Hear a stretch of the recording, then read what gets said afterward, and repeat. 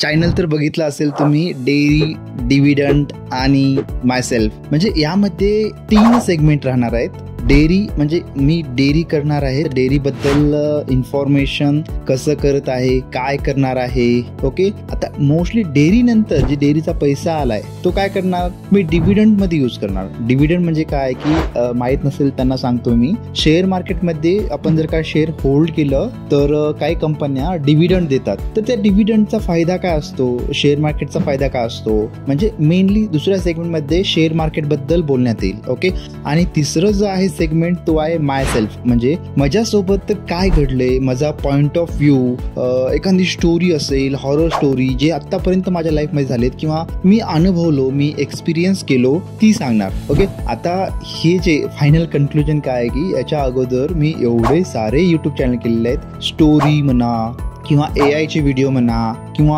छोटे छोटे व्लॉग म्हणा. म्हणजे मी माझे व्लॉग नाही केलेत, माझ्या भावाची मुलं आहेत त्यांची व्लॉग शूट केलेत, ताईची मुलगी होती तिचा व्लॉग शूट केलाय. पण कन्सिस्टन्स कशामध्येच नव्हतं, म्हणजे सातत्य म्हणून नव्हतंच. काही टाकायचं 1-2 महिने, त्यानंतर डिलीट करायचं किंवा अपलोड नाही करायचं, कन्सिस्टन्स नव्हतं, त्यामुळे सक्सेस भेटलं नाही. एक चॅनल होतं, मी चॅनलचं नाव नाही सांगणार, त्याच्यावर मला जवळपास 5K सबस्क्रायबर झाले होते, पण ते मॉनिटाईज होईल की नाही, कारण त्याच्यामध्ये सर्व काही AIचं चूज केलं होतं मी, त्यामुळे ते चॅनल कंटिन्यू केलं नाही मी. आता हे चॅनल आहे, याच्यामध्ये डेअरी म्हणजे डेअरीच्या बद्दल सांगणार, डिव्हिडंड म्हणजे शेअर मार्केट बद्दल सांगणार, आणि माय सेल्फ म्हणजे माझ्या जीवनामध्ये जे काही झालेलं आहे किंवा जे काही घडलेलं आहे, पॉइंट ऑफ व्ह्यू म्हणा, हे सांगणार. ओके, आता हे माझा पहिला व्हिडिओ आहे, याच्यामध्ये इंट्रो दिले. आता या नंतरचा जो व्हिडिओ येईल, आता प्रत्येक सेगमेंट स्टार्टिंगला सांगणार हा व्हिडिओ कशामध्ये आहे, डेअरी, डिव्हिडंड आणि माय सेल्फ. ओके, भेटूया पुढच्या व्हिडिओमध्ये.